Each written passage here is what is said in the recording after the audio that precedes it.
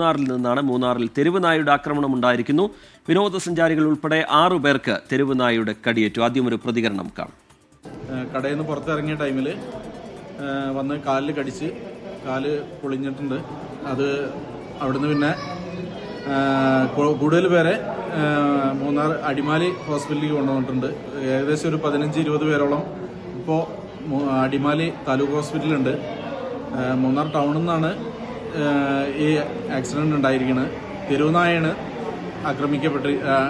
എല്ലാവരെയും ആക്രമിച്ചിരിക്കുന്നത്. അത് അവിടെ ലോക്കൽ ആളുകളുണ്ട്, ടൂറിസ്റ്റായിട്ട് പല ഭാഗത്തു നിന്ന് വന്ന ആളുകളുണ്ട്. എല്ലാവരെയും നിരത്തി കടിച്ചിട്ടുണ്ട്. ഭയങ്കര കോംപ്ലിക്കേറ്റഡാണ് സ്ഥിതി. രാഹുൽ വിജയൻ ഇടുക്കിയിൽ നിന്ന് വിശദാംശങ്ങളുമായി ചേരുന്നുണ്ട്. രാഹുൽ, ഇങ്ങനെ തെരുവുനായ ശല്യം രൂക്ഷമായ ഒരു പ്രദേശമാണോ? എന്താണ് നാട്ടുകാർ പറയുന്നത് രാഹുൽ? റിജിത്ത്, കഴിഞ്ഞ കുറച്ച് ദിവസമായി മൂന്നാർ മേഖലയിൽ ഈ തെരുവുനായ ശല്യം അതിരൂക്ഷമാണ്. പലതരത്തിലുള്ള പരാതികൾ നാട്ടുകാർ പറഞ്ഞിട്ടുള്ളതുമാണ്. ഇന്ന് രാവിലെ 9 മണിക്ക് ആണ് ഈ തെരുവുനായ ആക്രമണം തുടങ്ങുന്നത് എന്നുള്ളതാണ് ഈ തെരുവുനായയുടെ ആക്രമണം നേരിട്ട ആളുകൾ പറയുന്നത്. ഒരു വിനോദസഞ്ചാര സംഘത്തിന് നേരെയായിരുന്നു ആദ്യം തെരുവുനായയുടെ ആക്രമണം.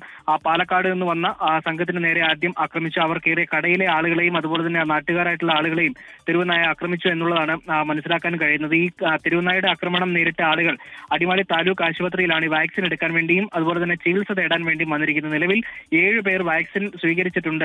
അതാണ് ഔദ്യോഗിക കണക്ക്. 7 പേർക്ക് ഈ തെരുവുനായയുടെ ആക്രമണത്തിൽ കടിയേറ്റ് അവർ വാക്സിൻ എടുത്തിട്ടുണ്ട്. കൂടുതൽ ആളുകൾക്ക് തെരുവുനായയുടെ ആക്രമണം ഏറ്റിട്ടുണ്ട് എന്നുള്ളതാണ് ഒപ്പമുണ്ടായിരുന്ന ആളുകൾ പറയുന്നത്. ഏകദേശം 15-ലധികം പേർക്ക് തെരുവുനായയുടെ ആക്രമണം നേരിടേണ്ടി വന്നിട്ടുണ്ട്. മാത്രമല്ല, രൂക്ഷമായ രീതിയിൽ ഇതിന്റെ ആക്രമണം ഉണ്ടായിട്ടുണ്ട്. കാലിന്റെ മുറിവൊക്കെ ഗുരുതരമാണ് എന്നുള്ള സൂചന കൂടി അവർ പറയുന്നുണ്ട്. എന്തായാലും ഈ തെരുവുനായ ശല്യം മൂന്നാർ മേഖലയിൽ വലിയ പ്രതിസന്ധി ഉണ്ടാക്കിയിട്ടുണ്ട്. ശരി, രാഹുൽ വിജയൻ ഇടുക്കിയിൽ നിന്ന് വിവരങ്ങൾ പങ്കുവെക്കുകയായിരുന്നു.